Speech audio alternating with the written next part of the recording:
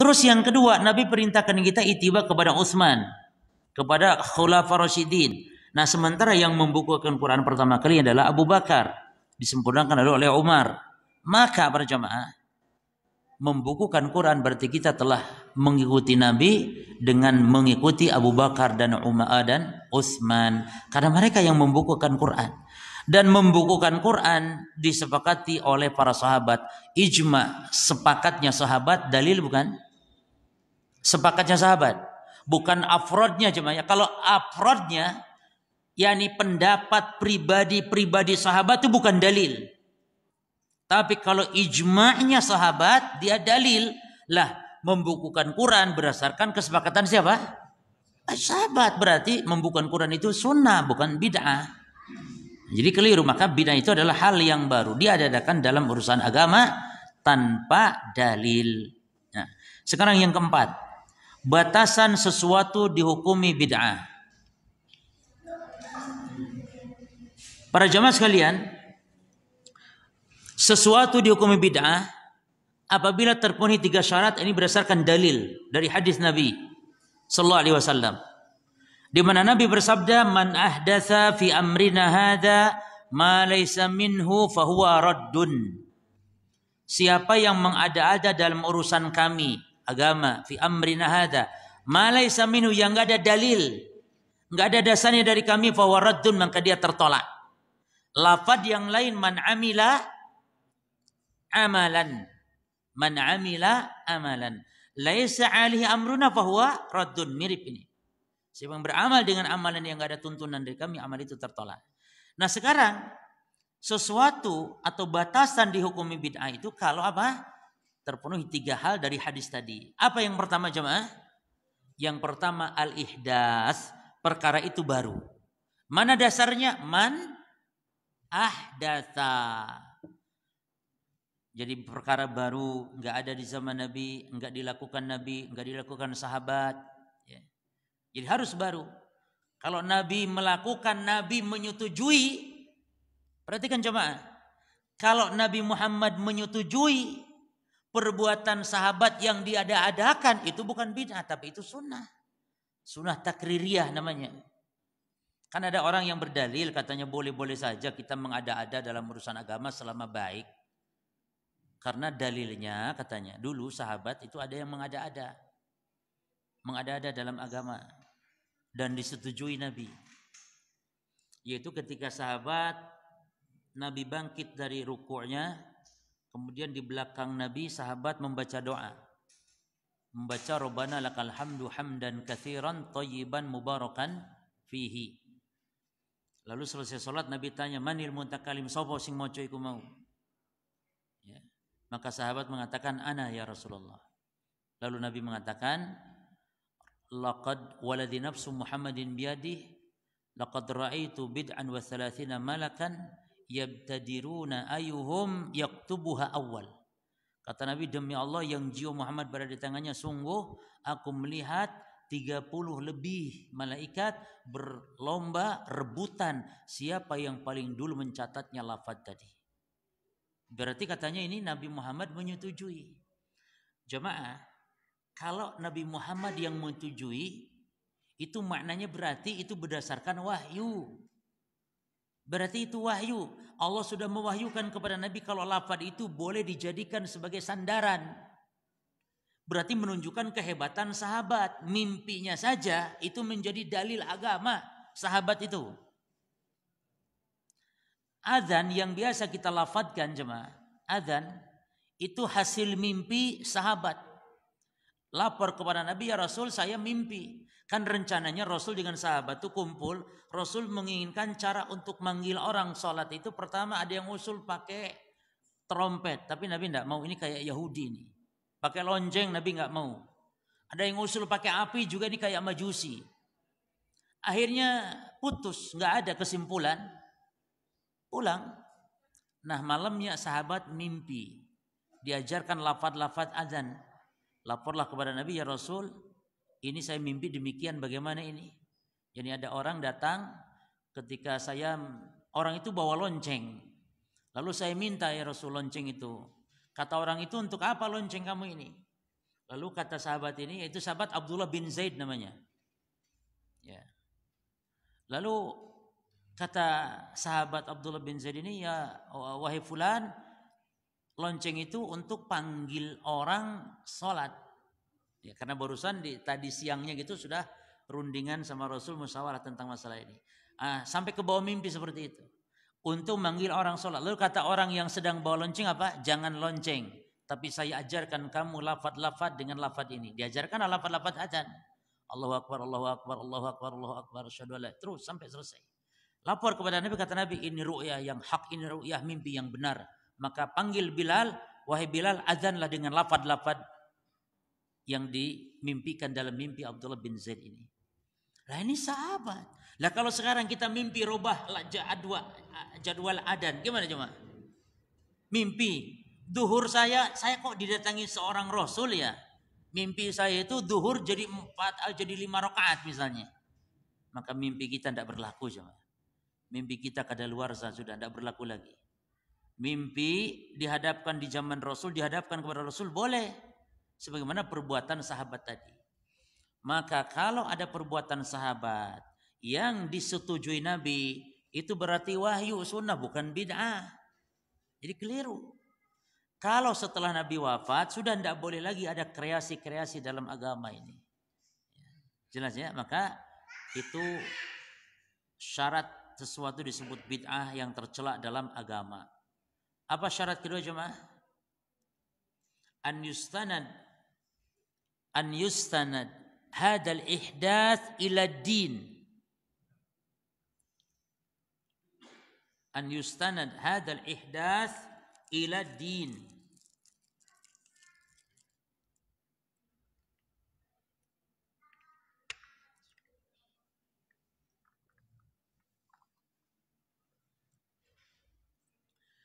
Yaitu perkara yang baru itu haruslah dalam urusan apa? Agama. Berarti kalau urusan dunia bukan bahasan bid'ah. Di luar itu bahasan bid'ah. Kalau urusan-urusan dunia, maka berarti sangat gagal paham sekali orang yang mengatakan kalau kalian bid'ahkan sholawat ini, baca Quran ini, sholat itu karena tidak dilakukan Nabi, maka kalian ke Mekah jangan naik pesawat, naik onta sono. Karena Nabi tidak naik pesawat. Ini berarti sangat-sangat murokab. Murokab itu kuadrat, double-double, berlipat-lipat, gagal pahamnya tentang bid'ah. Lah kok kita ngomong masalah agama dibawa ke masalah urusan dunia bid'ahnya. Kalau urusan dunia naik pesawat monggo, naik apapun, bahkan nanti naik jet. Nanti semakin canggih urusan dunia. Tapi tawafnya tetap berapa? Tetap 7 putaran karena itu bagian agama. Tapi cara berangkat ke Mekah silakan. Taib, di zaman Rasul tawaf sudah naik kendaraan, naik onta. Ya. Itu kalau cara tawafnya boleh kita pun sekarang naik kendaraan. Ya, naik kursi roda misalnya. Ya. Atau dipikul misalnya. Di zaman Rasul naik onta, ontanya muter. Ya. Zaman sekarang kita kan enggak mungkin onta masuk Masjidil Haram cuma. Diganti naik kendaraan seperti roda dan semisal kursi roda dan boleh. Nah, itu masalah urusan ke dunia alat. Nah. Terus yang ketiga percuma dari hadis Nabi. Dasarnya mana tadi ini? Yang kedua ini an yustanad hadal ithnas ila hadal ihdath ila din. Apa dasarnya? Kata Nabi fi amrina hadza. Man ahdatha fi amrina hadza. Dalam urusan kami. Urusan Rasul maksudnya apa? Agama maksudnya. Nah, yang ketiga syaratnya sesuatu masuk pada bid'ah adalah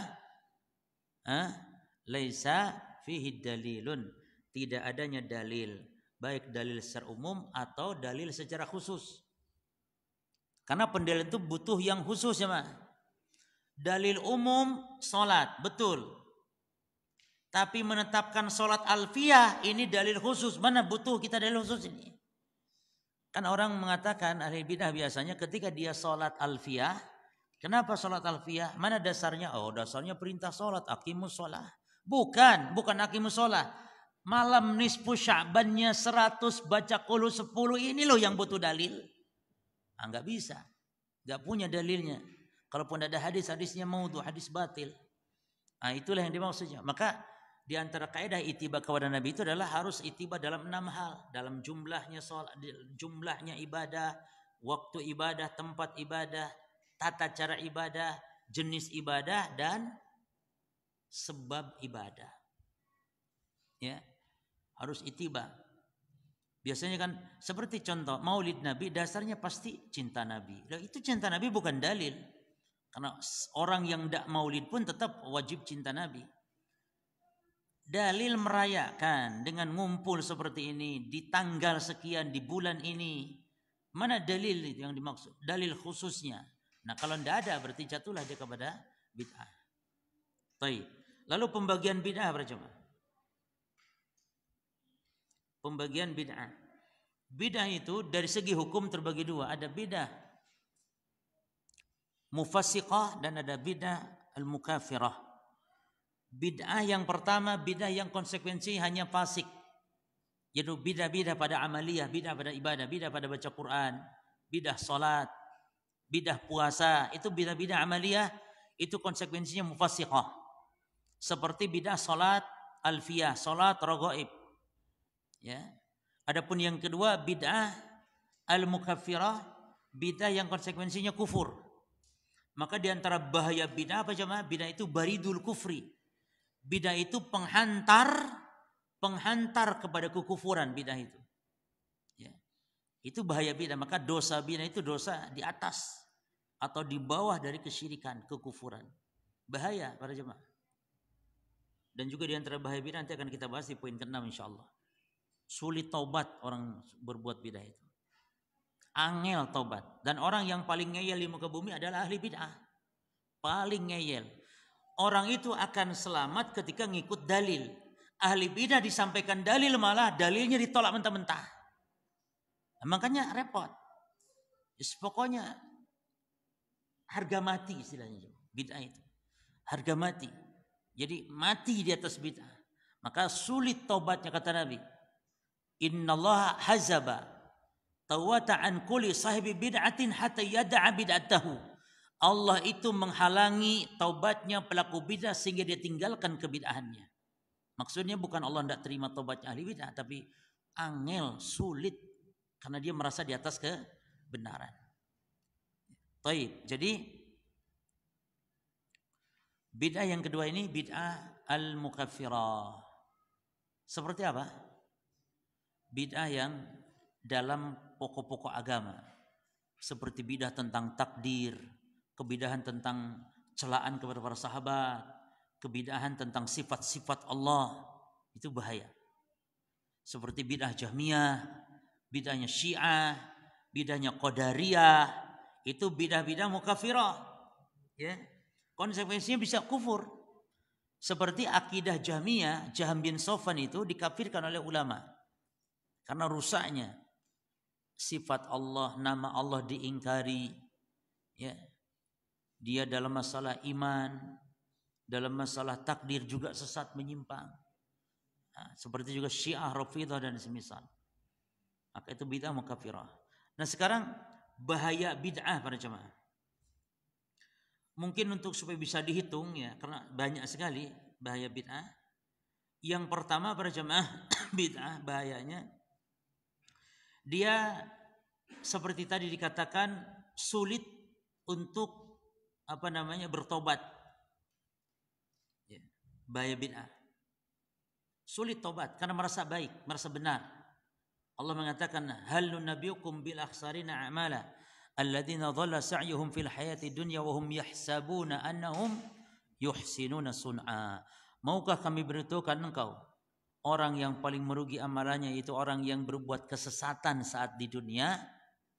Kesesatan saat di dunia namun menyangka dia ada di atas kebenaran. Siapa mereka?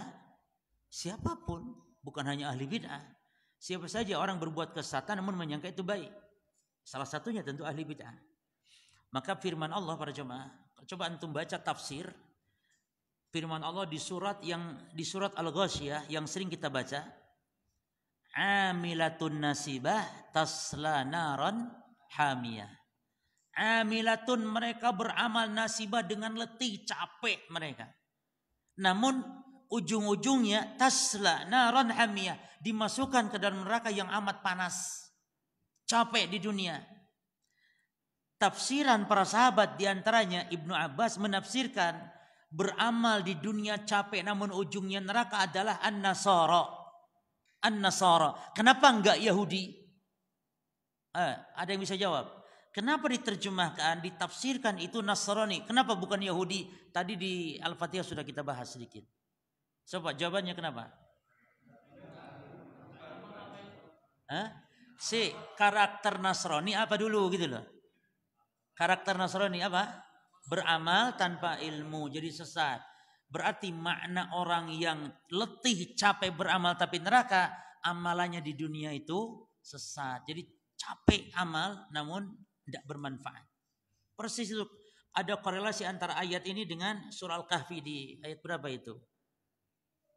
Yang qul hal nabiyukum bil akhsarina amala. Itu Al-Kahfi ayat berapa itu? Artinya orang yang banyak amal dalam kesatan namun menyangka baik sehingga di akhirat orang yang paling merugi. Waliyadzubillah. Demikian pelaku bid'ah. Terus yang kedua ikhwan, mudarat bahaya bid'ah adalah al-bid'u baridul kufri. Kebid'ahan itu menghantarkan kepada kekufuran para jemaah. Ya. Kebid'ahan itu menghantarkan kepada kekufuran. Taib. Bid'ah itu orang yang berkata, beramal tanpa ilmu, mengatasnamakan agama Allah. Itu hukuman bagi orang yang berfatwa, berkata tanpa ilmu, itu hukumannya adalah Allah tidak akan memberinya hidayah. Maka sangat sulit ya pelaku bid'ah mendapatkan hidayah tadi. Artinya banyak orang yang meninggal di atas kebid'ahannya ikhwan. Karena sulit taubat tadi. Ya. Maka ini bahaya sekali. Bahaya sekali. Jatuh kepada bid'ah itu bahaya sekali. Makanya antum jangan kumpul-kumpul dengan aliran-aliran ahli bid'ah seperti itu. Karena syubhat itu betul-betul sangat rentan. Apalagi yang dasar ilmunya kurang. Lama enggak ngaji, lalu gaul di tengah jalan dengan seorang yang memiliki pemahaman menyimpang, itu bisa langsung kena. Maka jangan coba-coba juga untuk buka situs-situs kelompok-kelompok sesat menyimpang, dai-dai penyeru kepada kesesatan, waliyadzubillah. Taib. Amalan pelaku bidah tertolak. Raddu amalil mubtadi'. Dasarnya jelas, kita sering baca hadisnya, man amila amalan laisa alaihi amruna fahuwa rad. Kemudian apalagi bahaya bid'ah? Besar kemungkinan su'ul khatimah. Kenapa? Karena setan menghiasi terus sampai orangnya mati. Jadi sulit taubat itu tadi. Kan taubat itu jalan husnul khatimah, taubat itu. Ya. Makanya kata Imam Sufyan Tsauri, al-bid'atu habu ila iblis minal ma'siyah. Bid'ah itu lebih dicintai iblis daripada maksiat. Karena maksiat orang tahu kalau itu salah. Ya. Taib. Kemudian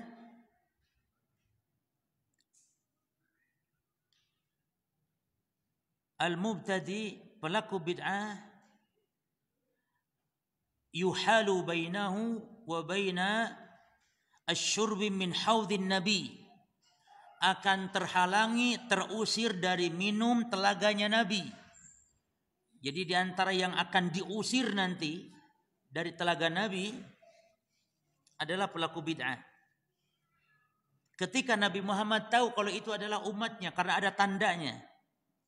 Namun saat diusir barulah diberitahu kepada Rasul, fa innaka la tadri ma ahdatsu ba'daka.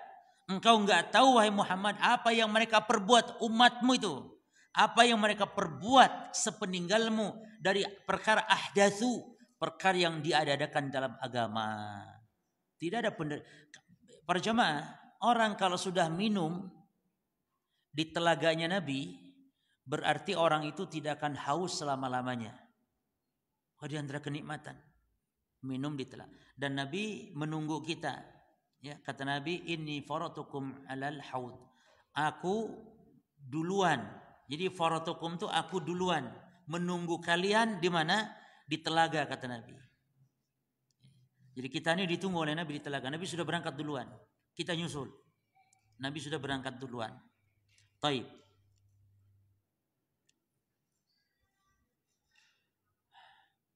Kemudian berapa tadi?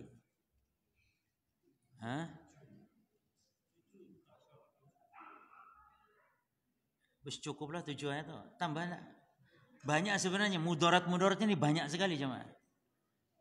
Banyak sekali.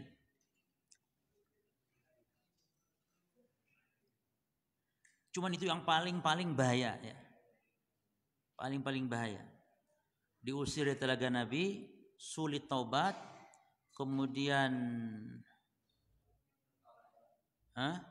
menghantarkan kepada kekufuran, su'ul khotimah, amalan tertolak. Banyak para jemaah. Wes, di sini aja dalam kitab ini disebutkan 20. Antum jam berapa tadi? Ya wis cukup. Berarti sing 15 kapan-kapan. Baik.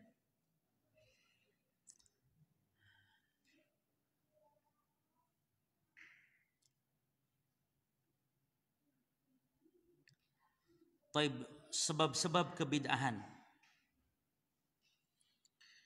Asbab zuhuril bid'ah. Sebab-sebab kebid'ahan. Yang pertama para jemaah tentu al-jahlu. Al-jahlu fi dinillahi ta'ala. Jahil di dalam agama Allah Subhanahu wa ta'ala.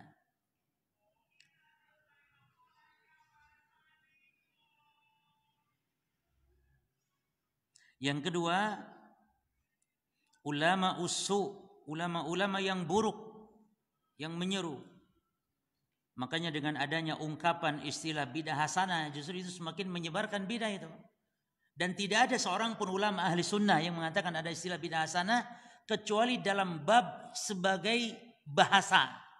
Seperti Syafi'i misalnya. Bahkan Umar bin Khattab mengatakan, ni'matil bid'atu hadihi. Sebaik-baik bidah ya sholat tarawih ini. Itu maksud Umar, maksud Syafi'i rahimahullah. Bukan berarti bidah dalam agama. Tapi kalau dalam urusan agama tidak ada seorang pun ulama yang mengatakan adanya bidah hasanah. Jadi bidah secara bahasa maksudnya ada bidah yang baik itu. Sebagaimana perkataan Umar atau perkataan Syafi'i. Al-Imam Syafi'i mengatakan al-bid'atu bid'atani. Bid'atun mamduhatun wa bid'atun madhmumatun. Bidah itu ada dua, ada bidah terpuji, ada bidah yang tercela. Ya. Taib. Yang ketiga para jamaah, sebab ini adalah intishar hadis al-mawdu'ah, menyebarnya hadis-hadis palsu. Ya kan, seperti adanya salat apa tadi? Salat alfiyah atau salat raghaib itu kan berdasarkan hadis palsu. Sehingga semakin merajalela menyebar. Oh, barakallahu fikum. Nah. Apalagi mengikuti pendapat ar-rajul, pendapat yakni tokoh. Ini beragama mengikut pendapat tokoh yang ditokohkan.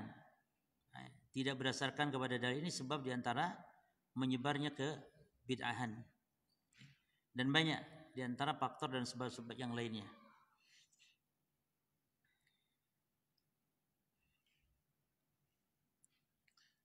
Lalu poin yang ke-8 apa jemaah bahasanya? Nah, kita masuk kepada bab tentang di antara prinsip Ahlussunnah wal Jamaah adalah meninggalkan al-khusumat, perdebatan di dalam agama.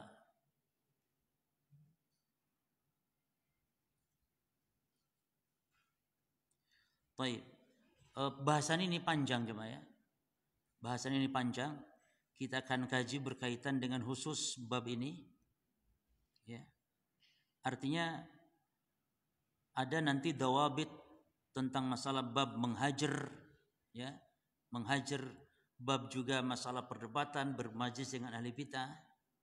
Ini bab agak panjang, insya Allah mungkin kita akan kaji di pertemuan berikut saja. Dari mulai poin ke berapa itu? Poin ke-8, insya Allah. Mungkin pagi ini cukup, kita soal jawab. Kalau ada yang tanyakan, tafadhol. Kasih mic-nya kalau ada yang bertanya. Oh ya, nggak ada hadiah, Pak Panitia, nggak ada hadiah. Kita bagi-bagi hadiah. Insya Allah untuk berikut kita bawa hadiah lah, insya Allah ya. Hadiah macam-macam, nanti mungkin kitab apa yang lain ya, atau mungkin juga brosur umroh.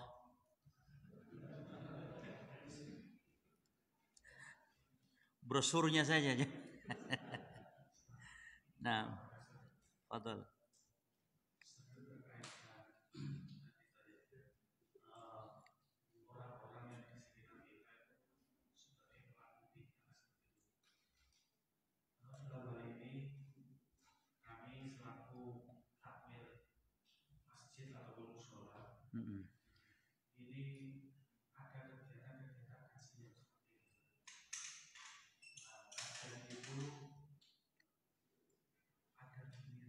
Nah, ya. Gimana langkah kita sebagai takmir dalam hal kita mendatangi kajian tersebut? Nah, juga ada ustaz dari kita yang itu juga ada sesuatu juga supaya dari mereka itu juga mendatangi dari ustaz kita seperti itu. Akhirnya bergantian gitu ya, saling datang gitu ya. Kita duduk bersama mereka. Nah, baik, barakallahu fiik. Ya, ini sebuah dilema para jamaah ya, ketika masjid itu masjid umum, lalu kepengurusan ketakmiran juga campur di situ. Bahkan ada berbagai ormas juga mungkin, sehingga bergiliran.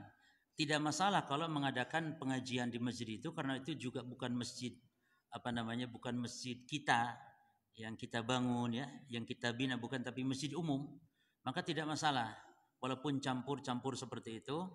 Hanya saja kalau membuat aturan wajib datang secara bergiliran, maka ini tidak dibolehkan, karena ini berarti toleransi yang bukan pada tempatnya ya. Kalau ustadz yang atau dai-dai yang mengajak, menyuruh, mengajarkan kebidahan, atau yang manhajnya tidak lurus dalam dalam penyampaian ilmu, maka tidak boleh kita menghadirinya. Tidak boleh duduk bermajelis di situ walaupun dengan alasan untuk toleransi. Maka yang insya Allah disampaikan dengan cara baik dan bijak ya, cara baik dan bijak ya, silahkan diadakan. Masalah mustami ya sesuai, bebas mustami, mau hadir mau tidak dikembalikan. Jadi jangan sampai ada istilah. Memang kita juga pernah di salah satu masjid di Rewin sana, kajian kita rutin ya, saya sendiri 4 jadwal di situ. Kemudian akhirnya mungkin pihak takmir, karena juga takmir campur, akhirnya kalau giliran kajian-kajian asatidah yang sunnah itu yang hadir banyak membludak, tapi giliran ustadz yang lainnya